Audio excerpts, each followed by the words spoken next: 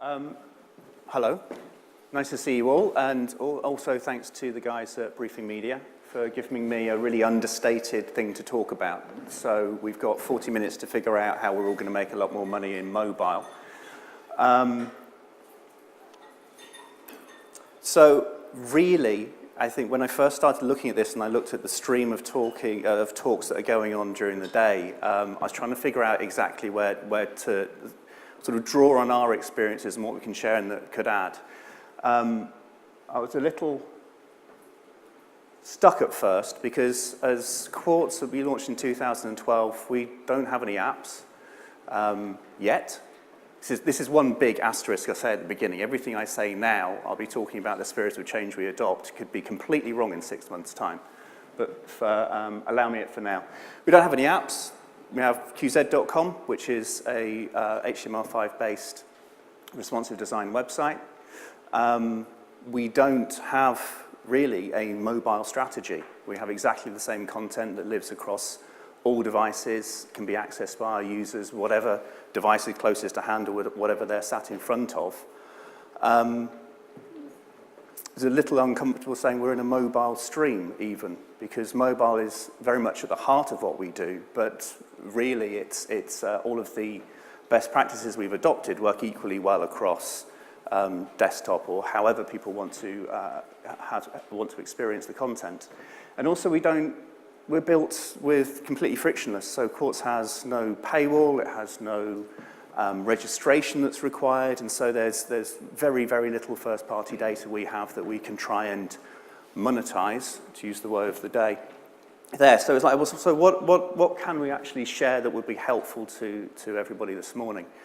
Well, the fact that we make a lot of money, specifically on advertising on our mobile devices, is probably something that's my credential slide. All right, we don't do any of those things, but as a result of everything we've put in place, we now make, and we're a privately owned company, we don't share much financial data, but this came from a memo that our publisher and president decided to release, so I can share it very safely today. But about 42% of our revenue comes from mobile. So how have we done that? First of all, we launched, if you're not familiar with Quartz, we're a business news site launched in September 2012 as a global reach, and was designed right from the offset to sort of reflect the actual changing consumption habits of the users rapidly. And that idea of change sort of starts as us evolving this presentation is something we keep coming back to. This is Kevin Delaney, who's the editor-in-chief. Was at Wall Street Journal, was the managing editor of WSJ.com for 12 years. Describes himself as a digital refugee that landed on the shores of sort of Quartz Island, where he suddenly was allowed a blank slate to do whatever he wanted. Quartz as a bet on the future I think, sounds more dramatic than it is.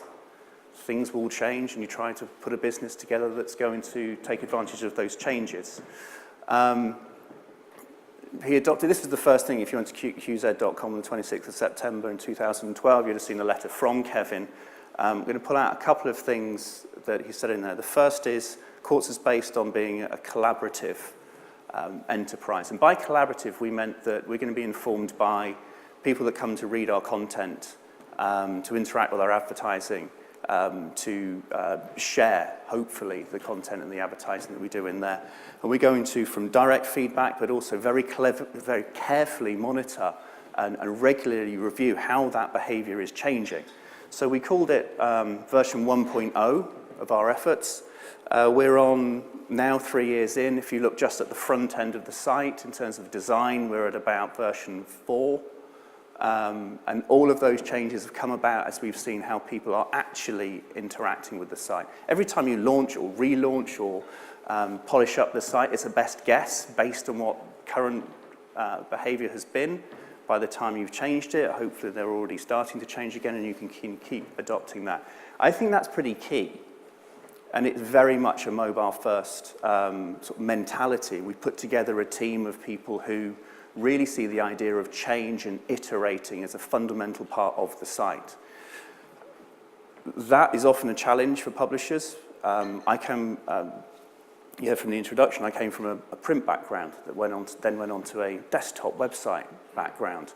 And the idea of changing something was normally a solution to a problem.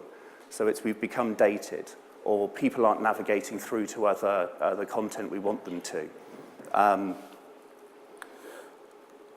The fuss and nonsense that used to go on around a homepage redesign that would take months and weeks and everything to design, and then by the time it's gone live, the users have already changed their behavior.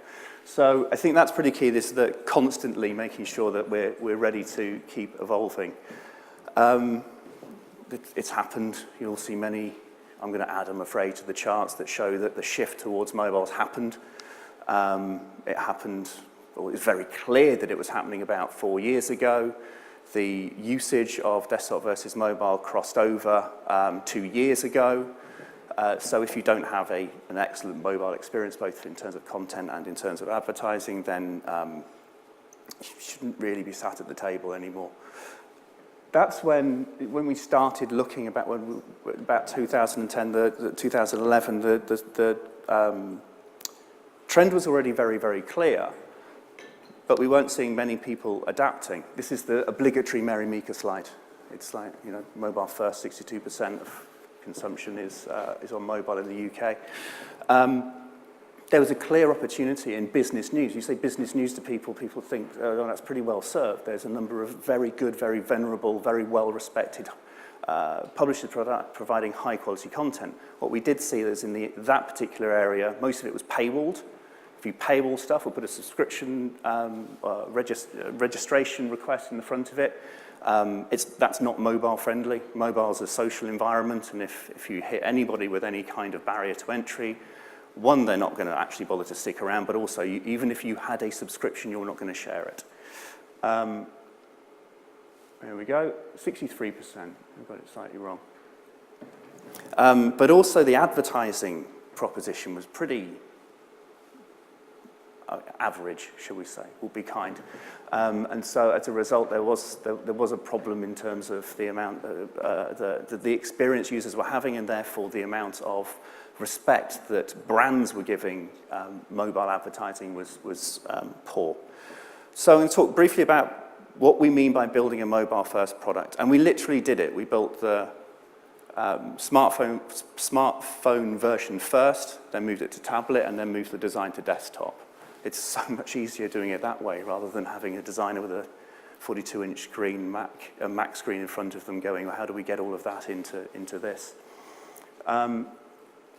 What's different about mobile? There is a smaller screen. It's a fundamental thing that we will end up fixating on, and as publishers, that can be a problem. It means you can fit less ads on the page. It means that the ads that you see on there only have a limited amount of real estate, potentially. I hear lots of people talk about spare inventory on mobile, which means that you have to talk to networks, and you end up, even that little bit of inventory you sell actually is at horrible CPMs. But there's a really good positive thing about it, and that's the relationship with mobile, and I won't be the first or the last person to talk about. What is different is the personal relationship of a mobile device and the person that is reading the content on it. Very personal, very sought after, and something that if you can get right with your advertising messages, pays you off in spades in terms of interaction rates and click-through rates and whatever an advertiser's after. However, you can't fake what should be a high-quality mobile experience. I'm really sorry, but I'm going to pull up a few examples. If there's anybody in the room from representative publishers who are from here, I apologize in advance. But this is not how to do it. So this is irony in itself. This is delicious. This is an article on Forbes about how to not do a mobile experience, what won't be tolerated anymore, with a clunky banner ad actually hiding the content below it. So it's deliciously ironic to the point where somebody actually decided to share it on social media. You can't be rude. So if we all, and sort of a few nods, it's like, yes, we all say about what a great personal relationship this is, and we should leverage that. Very, very good. If you then look at the type of advertising that often you see on mobile devices, it's the physical equivalent of that personal experience of somebody standing in your personal face shouting at you. And you wouldn't You wouldn't do that, so why do you do things like that? So somebody's happily reading through an article and suddenly they get a popover which stops them reading what they want to read. I don't understand. In terms of building mobile second, what I mean by mobile second is understanding the physical space of the mobile device, but not actually trying to get in the heads of the user and the state that they're in at that time, so that the ad experience just jars totally with the experience. Here's a really extreme and somewhat frightening version of that. This is something we found, a guy using a MapQuest mobile app, which he says he loves. It helps him find where he's going. Whilst he was driving, an ad unit popped up over the top of it, so he didn't know where he was. It's what I mean by mobile second. You're not thinking about the user experience. So what can you do? You can engage people in a more powerful way. There was something on the introduction to the talk on the agenda that said I'm going to talk about charging people on the amount of time they view the ad and different metrics for all of that. We only use a CPM. We only charge advertisers on a CPM basis. I can say this because the president said it again, and I'll try and translate into pounds. Our average CPM on mobile is about £47 net. But that's because we've managed to create a mobile advertising experience that is more powerful and gets better responses. So how do you do that? How do you get people to actually engage in a way that people are willing to pay a premium for the advertising space itself? Should be pretty straightforward, but don't compromise the quality. Capitalize on what the mobile mindset is. You've invested in an editorial team, hopefully, that understand what that is, so let's translate that into the advertising, and believe in your product, which is sometimes harder to do than we'd like, but if you actually are not compromising in quality and you're thinking mobile first, it's much easier. We take most of our best practices from our editorial team. So they're there to adapt, to change, to understand how people are consuming content and interacting with their content.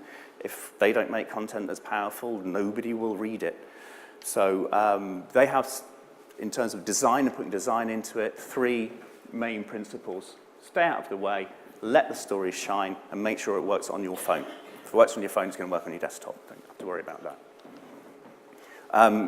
I was just talking with someone at the back about print experience, and here's a picture of some underfed, overdressed people stood in front of some brutalism. And I'd say it's just a sidestep into the world of magazines and print. And I came from magazines, and it's odd how the language actually in magazines and the language you use in mobile actually crosses over. Life is a Venn diagram, but it crosses over in certain areas, and one is about that personal relationship. So if you also work in magazines or you come from magazines, you know that was a big selling point. You went out, they have a personal relationship with the magazine, they curl up with it, they understand the editorial tone of voice.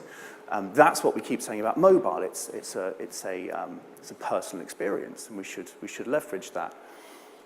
However, the advertising, for some reason, we've completely forgotten about that.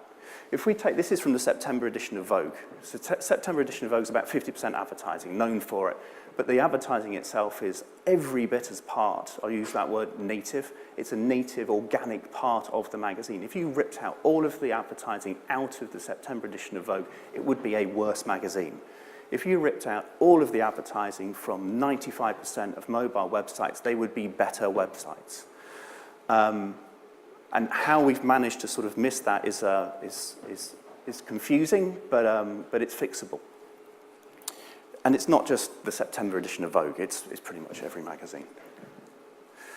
We started off, and it was Kevin Delaney who gave me, our editor-in-chief, who gave me that analogy of magazines and digital, and his challenge was make the advertising for Quartz every bit as organic and native and as enjoyable as my own content, just as it is in magazines. So we don't run any standard IAB units at all. We only have a couple of custom display ads. Here's an example of one of those. We call it Engage. It falls between our articles. Quartz is a constant scroll website. It falls between the articles, HTML5 enabled. So this is one with, it's for Lincoln, it's a Matthew McConaughey video. There's 4 different videos you can play with it. You can do a 360 on the car. You can request a test drive. And as they fall between the articles, it actually feels a little bit like a pause, a breath. Again, that sort of magazine language that we used to use.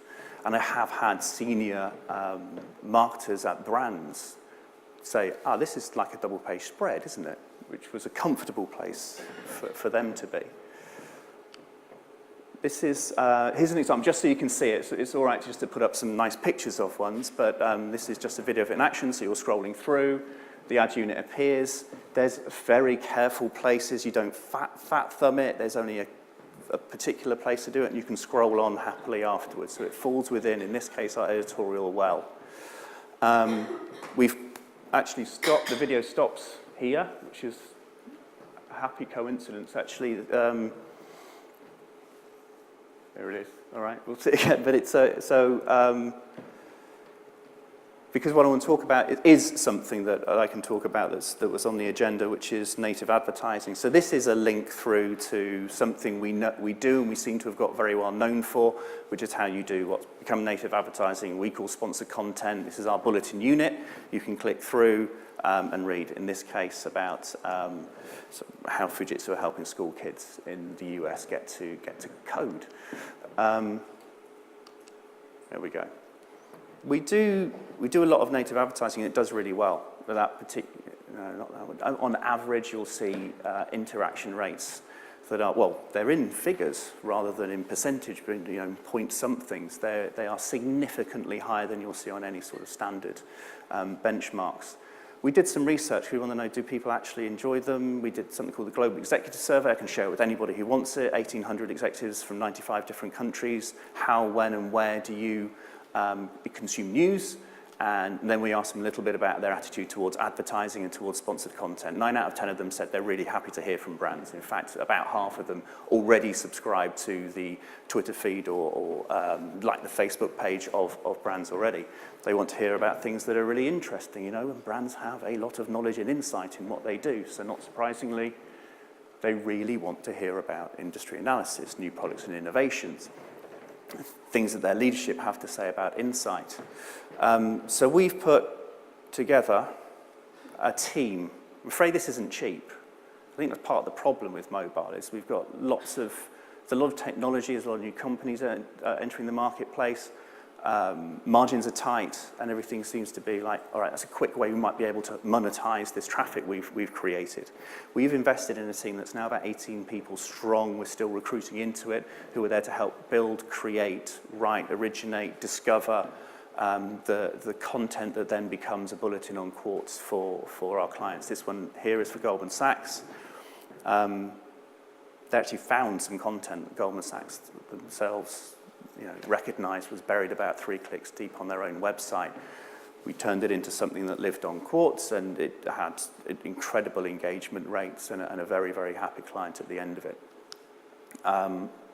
This is an example of one in real time. I think the key to sponsored content for us has been believing that what the editorial team do and what engages the readers is exactly what we should be doing for our advertisers. We should clearly label it. Everything says sponsored content from, in this case, I think it's US Trust. All of the different assets within it should be exactly the same sorts of assets and ways that people interact as with our own content. It should have, in this case, as a disclaimer so that users can actually credit the advertiser with this wonderful insight they've gained rather than get a little confused and feel hard done by when they found out it was actually paid for. But you do need to invest in that team. And I'm not programmatic native. It sounds like a tautology. I heard someone describe it as advertising, cunningly disguised as advertising. If you're actually looking to do native advertising, do it properly and you get rewarded. We have significant relationships with significant advertisers who had never worked with us 2 years ago, based on the idea of putting a team together of experts that mirrors that expertise the editorial team have. Capitalize on the mobile mindset. Buy this. There we go. It's not just the fact that it's in a small screen and it should be socially optimized. It's actually people have different behavior when they're on a mobile device to what they do when they're in front of their desktop. I'll give you an example of, where am I pointing? There we go. This is one where this is something we built for GE, where, all right, you could tap to discover more, and that's pretty standard. It arrives up from the bottom. You can also swipe. You can swipe left, right. You can swipe up, down. You can discover more. This thumb, I read something recently that the thumb has developed or evolved quicker than any other limb in the whole evolution of Homo sapiens, and it's down to these smartphones. And people use them, and they like to do different things with them. So make sure what you're building on mobile is actually reflective of actual user behavior rather than trying to put just a simple let's keep clicking here, which is assuming they might have a mouse. Once you do it well, you get fan letters, and the fan letters actually mention the advertiser, who in turn becomes delighted, and things like this become their reason to use you again, because they're being picked up by the sort of people they actually want to have a conversation with. This is a similar point in terms of creating, I'll go back one, create experiences that are native to their environment. We just looked briefly on that GE thing. There's another one we did, which we built mobile first. So this is a lot of data we want to get in here. It's about life expectancy of birth in 6 different countries. And you can slide it across the bottom with your thumb. Interaction rates on something that was built mobile first to be used by their thumb were way ahead of the desktop equivalent, where you had to drag a cursor along to do it. Exactly the same thing, but just a much more native sort of behavior we were asking people to do. And then if you're creating outstanding native advertising, sponsored content, what you call it, people start sharing it. And that's really social, mobile, go hand in hand. And once you can get people sharing, not only do you get to put up a lovely quote from Ben, but people get to hear about your capabilities far more. Belief in your product.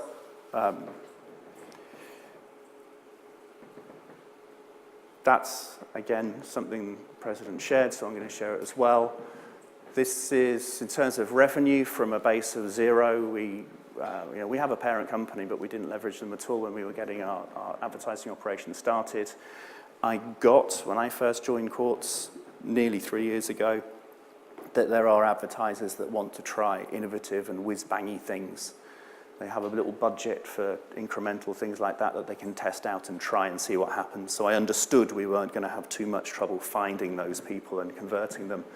Where we know we have a business model and that this attitude towards building things mobile first and then treating your advertising in a mobile first manner is that we now, over that time, have an 87% advertiser renewal rate, which is a happy, nice place to be as we're trying to build a business.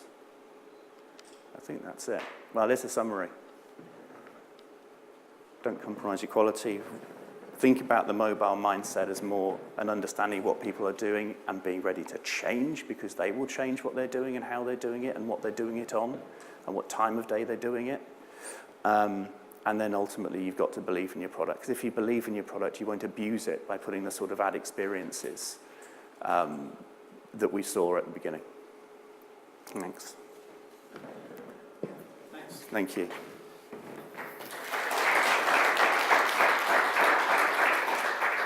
One nice thing to see is a design aesthetic and a sense of user experience. It actually extends to the slide deck at a conference as well, so that's great to see.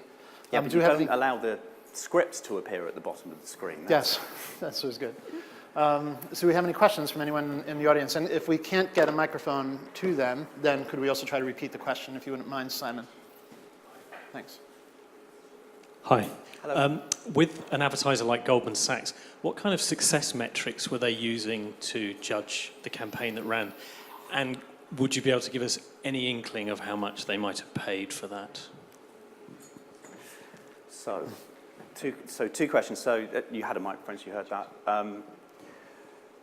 For this is one area we need to get even better at. So establishing KPIs, and often when you have you're doing exciting things like native advertising, there can be a disconnect between the media team at the brand and the media agency on one side, and then the creative team that then go, it's an HTML5 website. Let's go crazy and add all sorts of things in there. When essentially all in, for example, in this case, and where we won the battle was Goldman Sachs. They had 5 videos.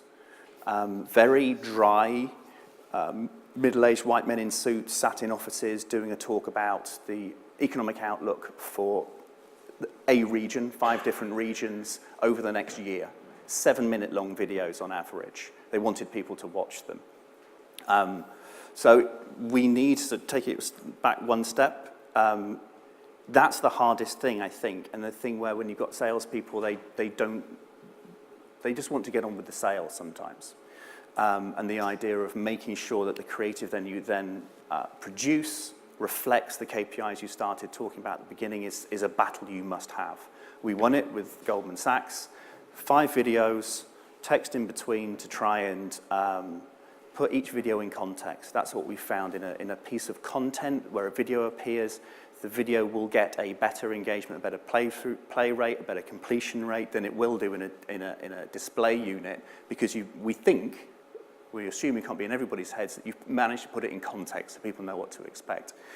7 minutes long on average. We had an average completion rate of 87% across all 5 videos,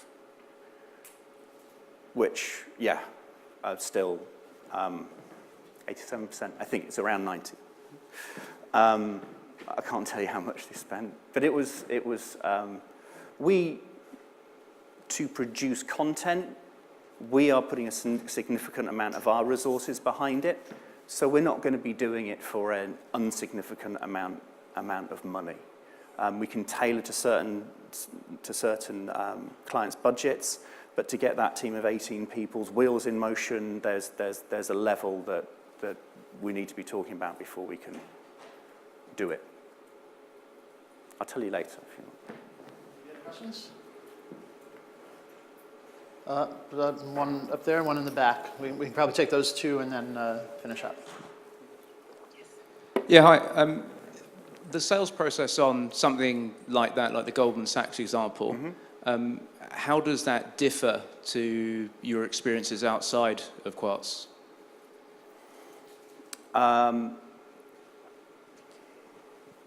It differs, and I'm trying not to make this sound like a sales pitch. It differs because we're set up to do it better. So previously, you would only respond to a content brief. You would only say, somebody would say, oh, actually, we want to do an advertorial, whether it was a page in a magazine or a section on a website.